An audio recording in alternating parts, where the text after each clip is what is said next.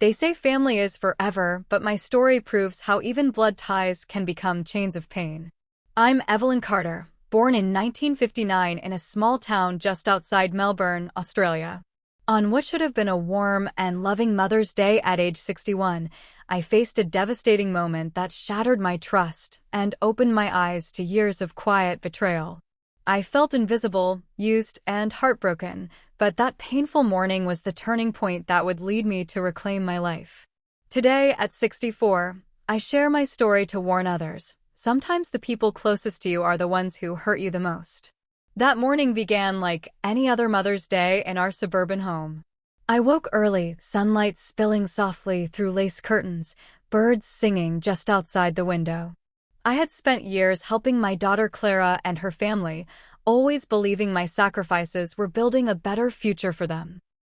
Clara, her husband Michael, and their 2 young children lived in a modest house I had been paying the mortgage for ever since Michael lost his job 3 years ago. At the time, I didn't hesitate to step in. I thought it was a temporary hand-up during a tough patch. But this day changed everything. Clara arrived with a small, velvet box in her hands, a polite smile on her lips. "Happy Mother's Day, Mum," she said softly, placing the box gently in front of me.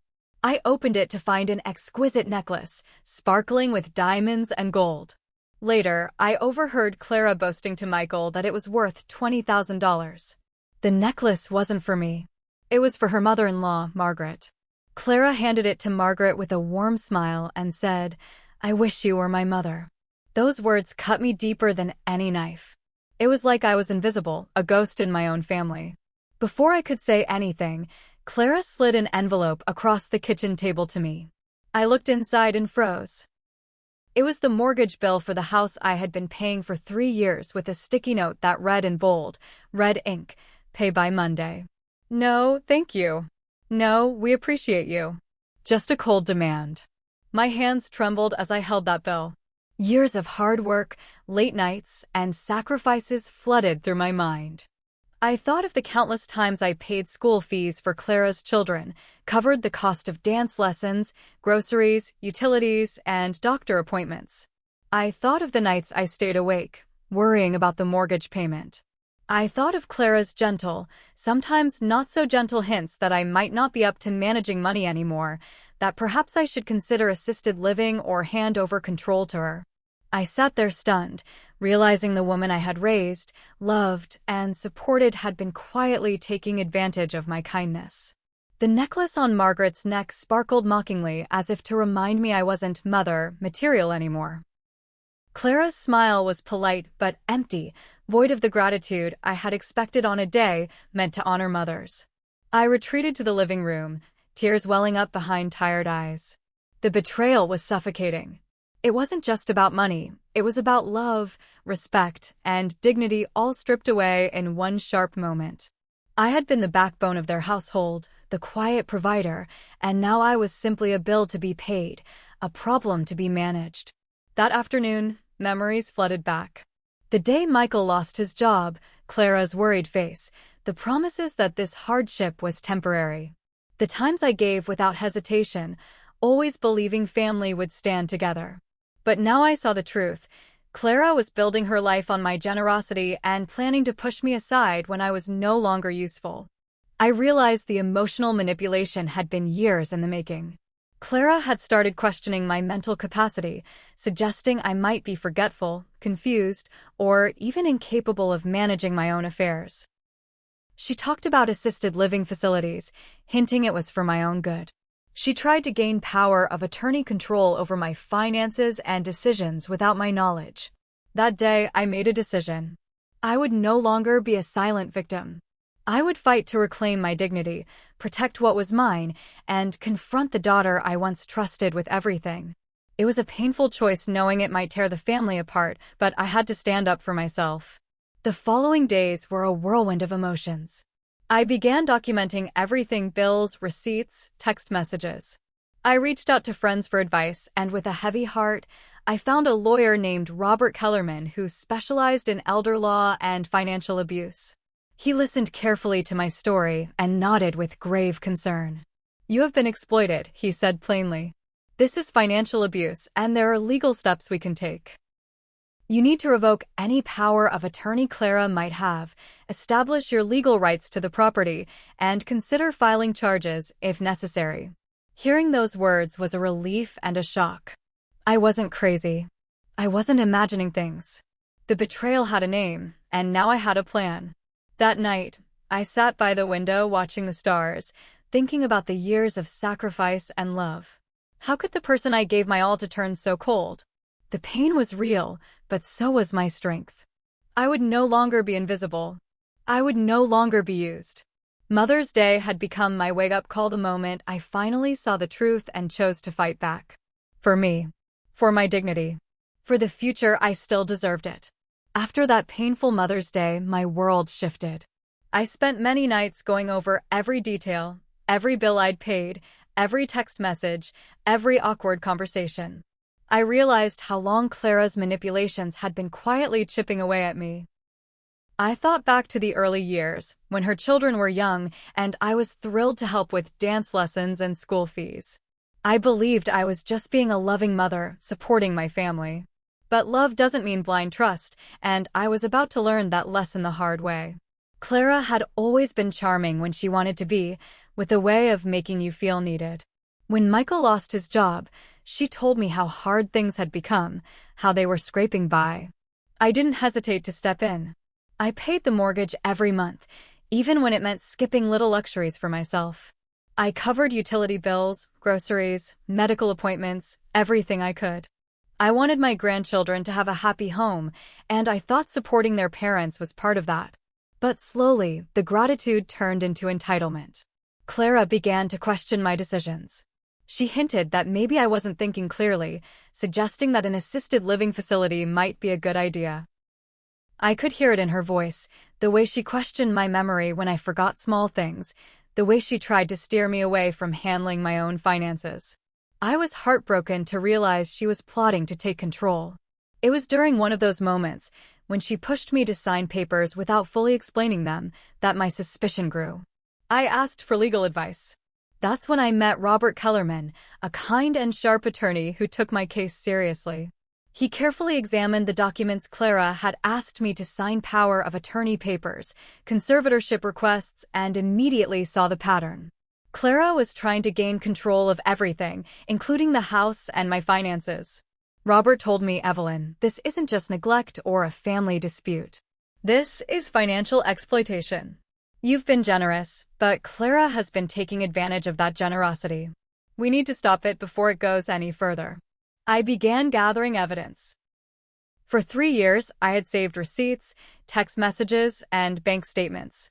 I recorded conversations where Clara tried to manipulate me.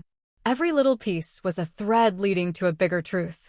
The truth that Clara and Michael had taken out a home equity loan using the value of the house I had been paying for, without my knowledge or consent. I felt a mixture of anger, disbelief, and sadness. How could my own daughter do this to me? How could she lie to her own mother while living under the same roof? My heart ached, but I refused to let despair take hold. When I stopped paying the mortgage, the confrontation was inevitable. Clara's mask slipped, revealing the cold ambition underneath. She told me bluntly she intended to have me declared incompetent, that I should move into assisted living so she could take over. She said, "You don't know what's best anymore, Mum. It's time to let go." But I had prepared. I told her calmly, I have recordings of our conversations. I'm not going anywhere unless you respect me. This is my home, my life. If you can't accept that, then it's you who should leave. Clara's face twisted with anger and disbelief. The power she thought she held crumbled in that moment. I felt a surge of strength, finally standing up to the daughter who had used me for so long. The battle wasn't easy. I faced gaslighting, accusations, and cold silences. But Robert guided me through the legal maze. We revoked the power of attorney Clara had tried to use against me.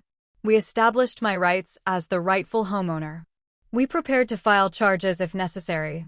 Meanwhile, a surprising ally emerged, Margaret, Clara's mother-in-law. She had been drawn into the conflict when Clara asked her to intervene, painting me as the problem. But Margaret didn't buy it.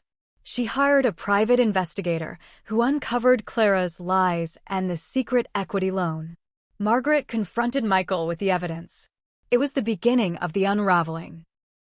Marcus, Michael's brother, was also shocked by the revelations. The family fractures deepened as the truth came out in painful waves. The legal consequences started mounting. Marcus filed for divorce from Clara. Patricia, Margaret, pursued criminal charges for credit card fraud against her daughter-in-law. The house I had paid for was finally in the spotlight, and I demanded full restitution. I wanted the house sold, the money returned, the betrayal acknowledged. This fight was more than money. It was about reclaiming my dignity, proving that age and kindness don't make a person weak. It was about teaching Clara that a mother's love is not a free pass to exploitation. In those dark days, I found a new strength inside me, a resilience I didn't know I had. I began to imagine a life beyond the betrayal, a future where I could live for myself, not just for others. It was terrifying but exhilarating. The road ahead was long, but I was no longer alone. I had the law on my side, unexpected allies, and most importantly, my own voice. The day the court date arrived felt surreal. Sitting in that sterile courtroom, I held tightly to the evidence Robert had helped me organize. It was more than legal paperwork. It was the story of my life, of years of silent sacrifice and quiet suffering. Clara sat across from me, her face a mask of defiance and regret, but I no longer feared her. This was the moment to claim back everything I had lost, my home, my peace, my dignity. The judge listened carefully as Robert laid out the case of financial exploitation and attempted fraud. The home equity loan, taken without my consent, was the smoking gun. The recordings I had made, the messages saved, the bills paid by my hand all painted a clear picture of the truth. Clara's attempts to have me declared incompetent were dismissed as baseless, and the power of attorney was permanently revoked. Marcus, Clara's husband's brother, stood by my side during the proceedings, his own disillusionment clear. The tangled web of lies, deceit, and manipulation had finally begun to unravel, exposing the fractures that had been hidden beneath polite smiles and family gatherings. Margaret, Clara's mother-in-law, became an unexpected source of support. She had confronted Clara and Michael with the truth, refusing to let the deception continue. Her involvement added a layer of accountability that Clara had not anticipated. Patricia's pursuit of criminal charges for credit card fraud echoed the serious nature of the betrayal. After the court's decision, I demanded full restitution.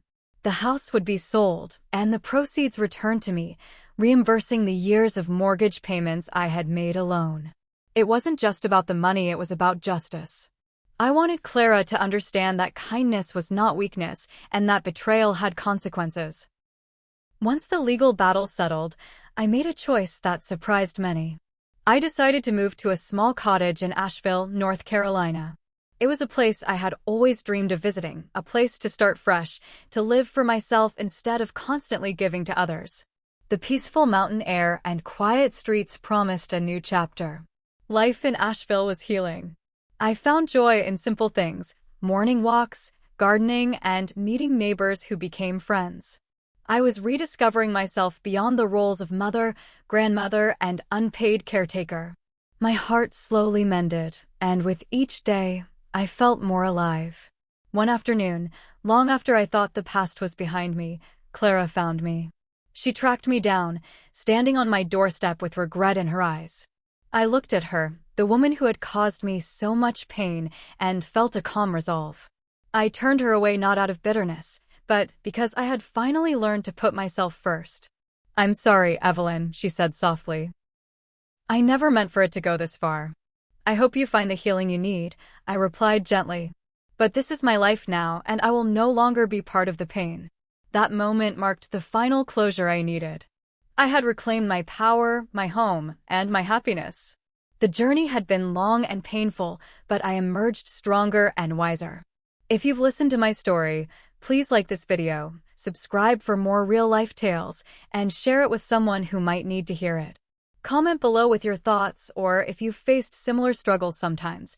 Speaking out is the first step to healing. Remember, your kindness is precious, but your boundaries are sacred. Don't let anyone make you feel less than you are. Moral lesson. Even the deepest betrayals can lead to new beginnings. Protecting your dignity is the strongest form of self-love. Keep hope alive and choose your peace.